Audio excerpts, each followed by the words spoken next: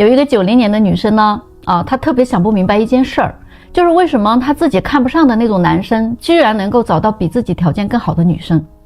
前一阵子呢，她来我们这儿相亲认识了一个同龄的男生，两个人呢就开始相处了。可是1个多月以后这个女生就挑了很多这个男生的毛病。她说这个男生虽然是北京本地人，家里也有房子在市中心，但是呢面积太小了，只有60多平。如果以后有了个孩子，家里再来个人怎么住呢？而且呢他这个人又没有什么上进心，在体制内工作，拿着稳定的工资，完全没有什么宏大的理想。而且他觉得这个男生还比较粗心，在很多细节上都不在乎。比如在2个人约会的时候呢，男生经常都会忽略他的需求。比如说吃饭的时候帮他拉拉凳子呀，喝完水了帮他蓄蓄水啊，天气如果凉了呢，把自己的外套脱下来给他披上啊。到了节假日的时候呢，别说礼物了就连个简单的祝福都没有。这个女生呢，就偶尔有一次，她就主动找这个男生出去玩，结果这个男生呢，觉得那几天上班太累了，不如就在家里打打游戏，玩玩手机，吃点好吃的，睡睡懒觉啥的。于是这个女生就很生气，她就开始故意疏远这个男生了，说自己工作特别忙，不再跟男生约会了，聊天呢也变得很简单，甚至呢信息都不回复了。但是她毕竟30多岁了，心里实际上是很着急的，所以呢她又开始继续相亲了。2个月相了一轮又一轮，结果她发现自己已经把条件放到挺低了如果换到过去的话，这些条件的男生她可能看都不会看一眼的。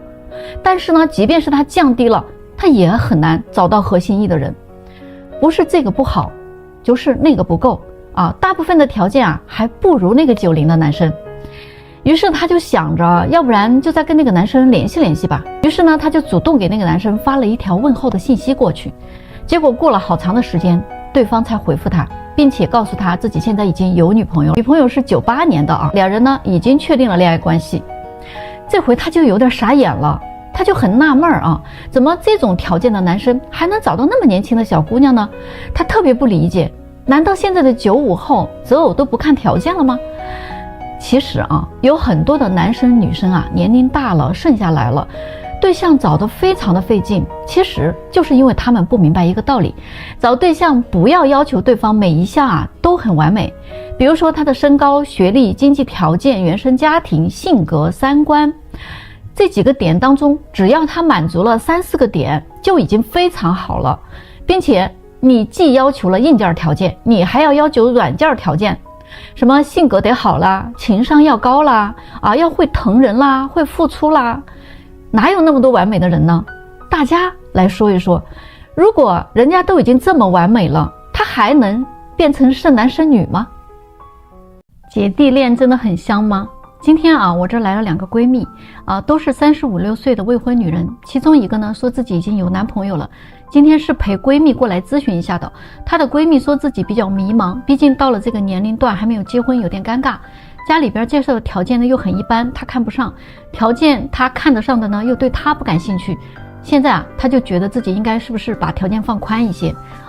比如说把年龄放宽，45、6岁以内都行条件过得去呢也行。我们正聊到一半她的闺蜜一番话直接给我们说无语了。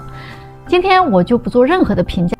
大家就来看一看她的闺蜜是咋说的。她说我就不赞成她去找那种老男人她就是不听我觉得我们这种中年的少女一定要尝试一下姐弟恋的。你不要以为找个比自己大10几岁有房有车有钱的他就会疼你，不是的。老男人荷尔蒙都榨干了，弄不好还有老人味儿。他们对女人的要求是很高的，他们特别需要视觉上的冲击。他们已经阅女无数了，老狐狸了，精得很，心中那点情感早就没有了，给了无数个前任。那样的话你还不如找个年轻的那样才有荷尔蒙那才有恋爱的感觉。那些老男人非常精，有钱的更精，心眼还贼多抠抠搜搜的，真的每一分钱都是权衡利弊得失之后他才会花出去。我之前就谈过一个40多岁的老男人我刚跟他认识的时候他给我花了大概2万多块钱，分手的时候呢他居然让我还给他，这是真的呀就是老男人他有一个共同点，他们不会为了不确定的事情去买单你让他花点小钱逗你开心可以你让他花大钱不可能。但是年轻的小弟弟就不一样我现在呢男朋友就比我小10来岁吧，95年的一个男生年收入呢是70、80万，他呢能够给我花20、30万买包买礼物转账红包他花钱眼睛都不带眨的人家年轻又有活力，他们没有那么多的心眼子去算计，年轻小伙子嘛没有那么多要存钱的意识的也比较注重生活品质，他们更在乎的就是当下要过得开心特别简单。找个单纯的小男人他不香吗？找个老男人抠门不说也未必就懂疼人的，大男子主义还很严重。反正我觉得30、40岁的女人如果说经济条件还过得去的话，那情愿找个年轻的男人也比找个老男人要过得舒服多了。那所以现在持这种观念的女人其实还真的不在少数的大家觉得姐弟恋到底靠谱吗？我真的挺佩服那些聪明的女人，趁着年轻在自己最有婚恋价值的那几年找到一个潜力股结婚了，要么呢就干脆一门心思专心去搞事业不问婚姻，即便是年龄大了，就算不结婚人家也能潇洒一生只有那些不太聪明的女人才会在自己最美好的年纪里面不停地眼高于顶，等到了30多岁了还在那儿问，哎呀，我比大多数男人都赚得多，凭什么优秀的男人不选择我呢？真的是很愚蠢的问题你就换位思考一下，你多想一想人家优秀的男人图你啥？再过几年你可能发动机都漏油了，停水停电了，是不是开个玩笑就是还有什么用吗？还有有的女人30、40岁了总拿着自己保养得很好来说事儿说自己看上去才25、26岁可是人家男人说了，有现成的25、26岁的我可以选，我为啥要选一个看上去25、26岁的呀？男人可没有你们想的那么傻，对不对？你保养得再好，到这个时候他没啥用的。在婚恋市场里，女人你只要过了35岁以后很难会有让男人看一眼就神魂颠倒的属性了。那要是过了40岁呢，就更不可能了。何况那些有钱有地位的男人，你以为他们会喜欢女强人吗？会喜欢高级知识分子吗？不一定的你真的是错了越是有钱的男人，他越不在乎女人赚多少钱他们在乎的就是这个女人她年不年轻漂不漂亮，性格好不好胸大不大腰细不细对吧？他们就是在乎这些东西。别跟我说男人并不是都这么肤浅反正我做了这么多年的婚恋了，我就没有见过那些不肤浅的有钱男人。这些优秀的男人身边有大把的年轻貌美的女人，你能竞争得过他们吗？你没有他们年轻，也没有他们的胶原蛋白多，对吗？性格你瞅着还比人家强势呢。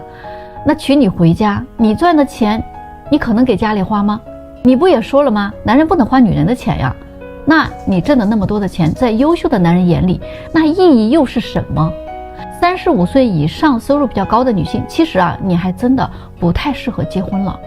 你要找一个工作稳定、人品好的男人不要求他的年收入，不要求他的房和车这些物质条件的话，你肯定是不甘心的。要么你就找一个比你大很多、离异的、有孩子的条件不错的或许你还有一点优势的，但是你可能还是不甘心那些跟你年龄相仿又优秀的男人呢，人家的眼睛都盯着30岁以下的女生，你都进入不了他的视线。所以你来相亲市场你要求对方有房有车，收入还得比你高，长得还得有眼缘哎呀，其实女人慕强那是可以理解的。你就算是想嫁给那些福布斯榜上的那些男人我都能理解。那是因为女人可以做梦你可以想呀谁不想呢？对不对？但是你要知道有多少人在跟你竞争你的竞争对手是什么样的。有些女人很有意思真的总是拿自己的社会属性去交换男人的婚姻属性，那婚姻它不是这样交换的，明白吗？目前北京的相亲市场呢，有一个非常残酷的真相女生你的年龄直接就决定了男生的交往态度。女生如果28岁以下，那30岁的男生呢还愿意选择你的也会比较积极主动的约你，物质上呢他也会适当的为你付出。那30岁以上的女生呢，基本很难遇到同龄男生的选择了。交往的时候男生也不会太积极了，他们也会要观察女生的一言一行进行评判。在付出这个方面，他们更希望你能跟他有来有往，相互平衡，谁也别占谁的便宜。那这个时候的女生，如果你不太主动还想被动的遇到哪个男生单方面的去追求你，这个概率已经很小了。女生如果33到35岁之间基本上女生不主动的话还强调自己慢热的话，那男生可能直接就放弃你了。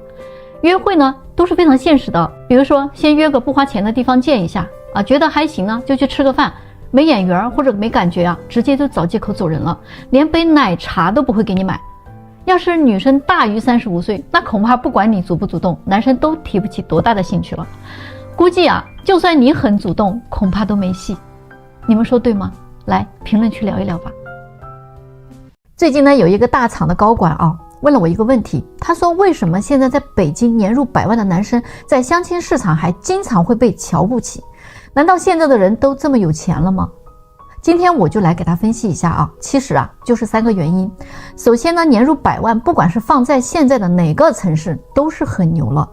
普通打工人的天花板了，对吗？已经非常优秀了。但是话又说回来，你仍然是在打工的，你的收入呢跟底层打工人来对比的话呢，那真的已经是非常高了，甚至是很多人望尘莫及，对吗？但是你别忘了，你的上边是不是还有你的老板？你的老板上边是不是还有更大的老板？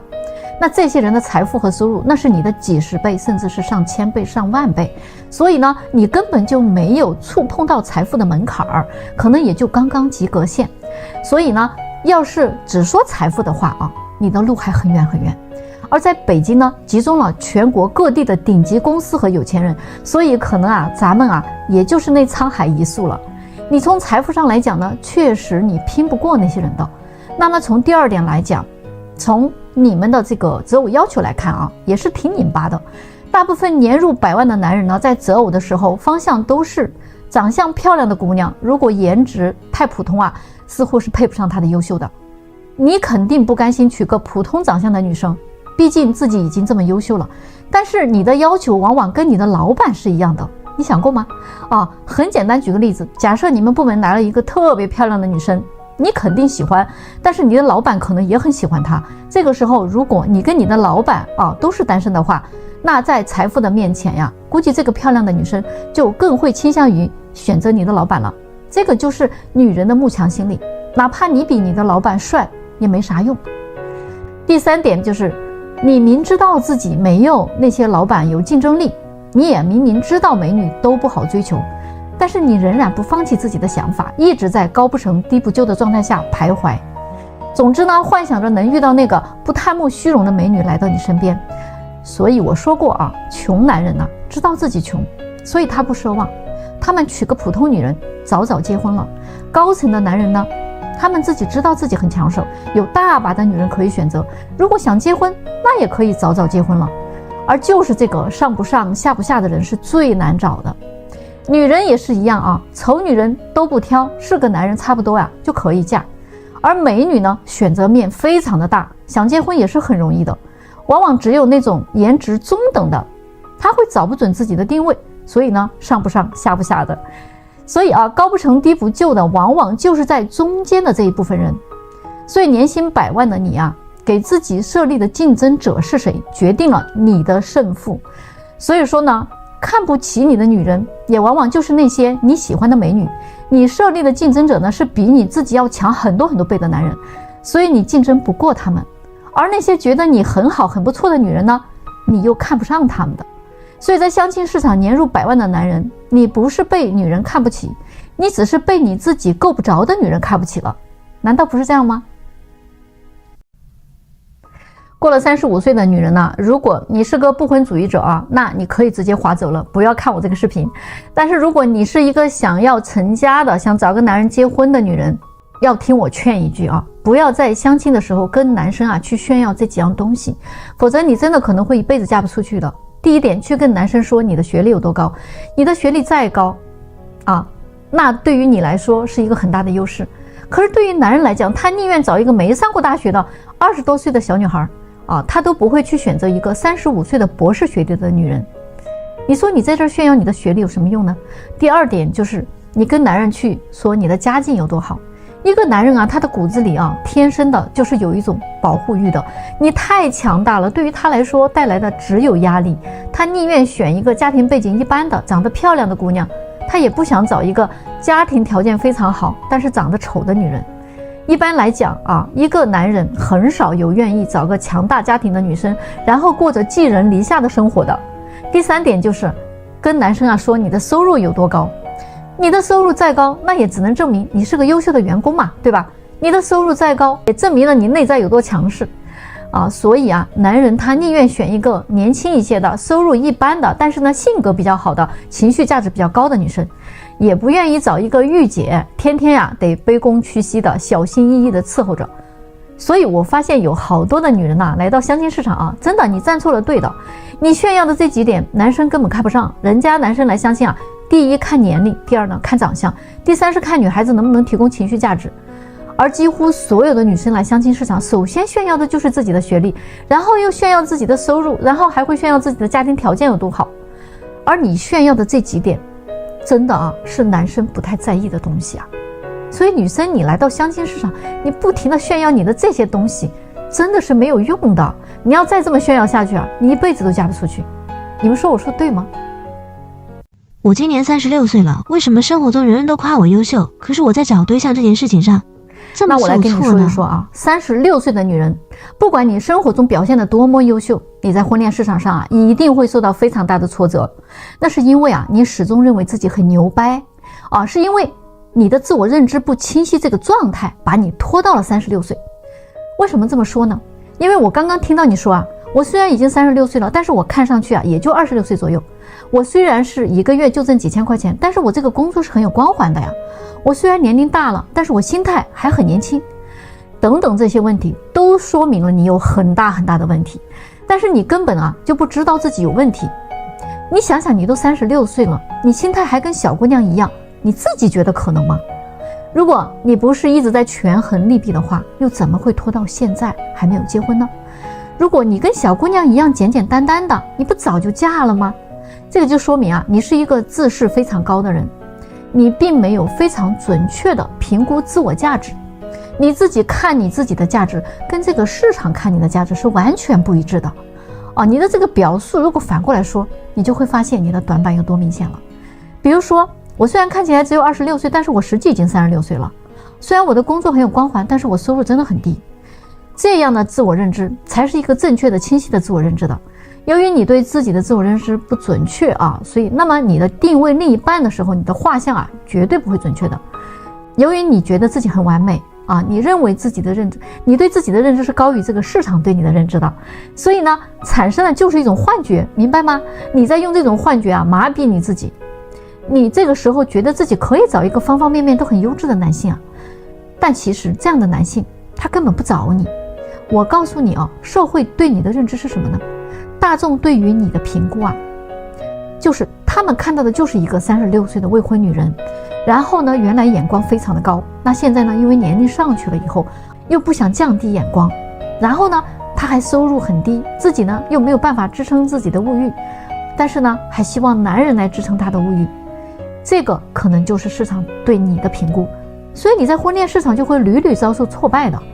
就是因为你的自我认知不清晰的缘故啊。因为婚恋市场它跟工作学习是一样的，优胜劣汰。你们说我说的对吗？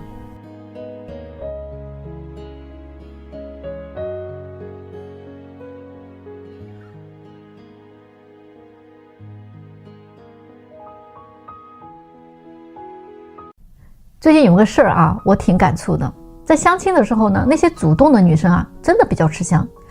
啊。我一说这句话啊，可能有的女生又要骂我了啊。你先不要喷啊，听我把这个事儿说完啊。真的我见了很多啊。前几天有一对领证了啊，那来给我报喜嘛。其实我真的知道这个女生她真的会嫁得很快的啊，因为她情商真的很高。就是半年前我安排她跟这个男生见面的时候啊，大家都知道嘛啊，现在呢真的是僧多哈粥少，优秀的男生嘛毕竟不多嘛，所以那天啊我就安排了2个女生给这个男生见面。这个男生的条件呢是真心不错的啊，他在银行工作，是个硕士学历，北京呢有房有车啊，90年的1.8米的个儿，长得呢白白净净的。总体来说，这样的男生算得上是相亲市场上的香饽饽了，所以2个女生对他都挺满意的希望后续呢都有发展。结果男生呢对这2个女生的条件啊，他都挺满意的啊，长相他也挺满意的。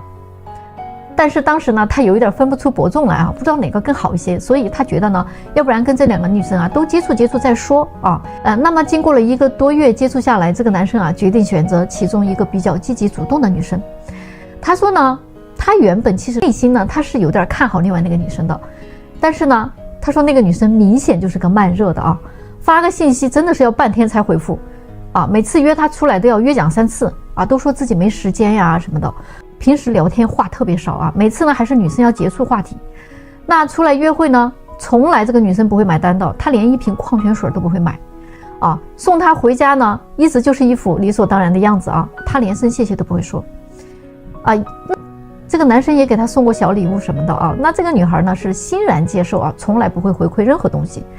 那这个男生呢说，我也搞不懂这个女生啊，她到底是很享受我追求她这个过程呢，还是根本就不喜欢我呢？而那个主动的女生真是不一样啊。那这个慢热的女生还在享受着这个男生追求她的这个过程的时候啊，而这个主动积极的女生已经跟这个男生经历了好多事情了。她呢会给这个男生啊去做一点烘焙做点小饼干做点小糕点呀。他们约会的时候呢，他会带上2个人一起吃真的挺有意思的他不会半天不回信息看到就会回的并且这个女生她会主动约这个男生出来比如说去爬山去骑行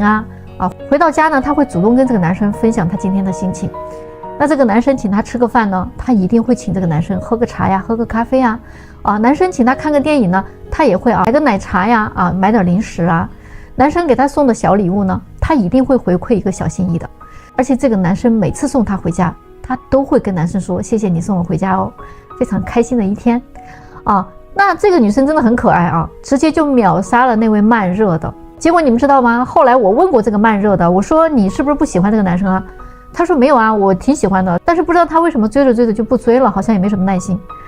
你们说可笑不可笑你们觉得如果是你的话，你会选哪位呢？咱们评论区聊聊。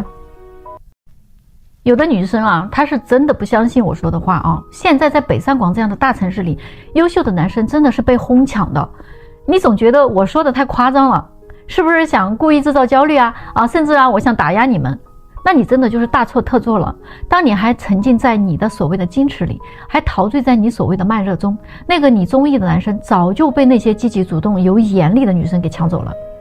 你不信我就给你讲个最近的案例前不久呢，我这里来了一个89年的博士男，自己刚开始创业非常优秀。在我这里呢，相亲相了3个女生。第一个女生听说男生自己刚开始创业，就直接跟男生说了，我是一个自私的人，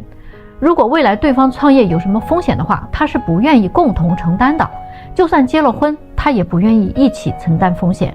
离婚的话呢，他的东西还是他的，但是他要分男方一半的资产。这个真是精致的利己主义者。咱们再来看看第2位女生她觉得男生也不错也很想交往试一试。结果男生第1次约她外出呢，她拒绝了，理由是单位要加班。第2次约她外出呢，她又拒绝了，说约好了闺蜜。第3次男生都到了她的单位楼下了说一起吃个晚饭。这时候呢，她不好意思就下楼来了，但是她仍然跟男生说自己手头还有点工作弄不完，看看能不能改天约。这之后这个男生再也没有联系过她。那么她呢就等了1周之后呢，她发现男生没有消息了，于是呢她就主动给男生发了个消息，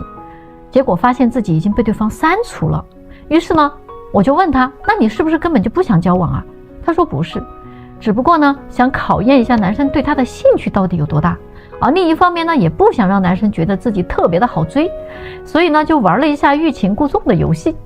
他还说女生不应该矜持一点吗要是男生约自己特别容易的话，他一定会觉得这个女生轻浮的，让他难一点不是更容易珍惜我吗？而且呢自己确实是个比较慢热的人，需要慢慢来。只可惜这个男生太没有耐心了，但是我又觉得他挺好的，他是我相亲以来觉得各方面条件最满意的一个，您看还有没有可能呢？于是我就告诉他现在都什么时候了，大家都是成年人，都已经来相亲了女生你就别玩那一套矜持和羞涩了，你还考验呢，你是以为还在校园里吗？第3个女生跟前2个女生真的完全不一样，她非常主动坦诚，一直跟男生在积极的互动，主动聊天约会，见面的次数也挺多。结果呢，男生说啊，这3个里边性格最好的就是这个女生，最起码人家的认知和行为都属于正常人。最后啊，他选择了第3个女生啊。所以咱们来看看啊，第一个女生纯属自私，还没有眼光，对吗？这么优质的潜力股啊，白白给扔了。第2个女生完全就是作，现在还有哪个男生有那个精力跟你慢慢磨呀？那你是哪位天女下凡呢？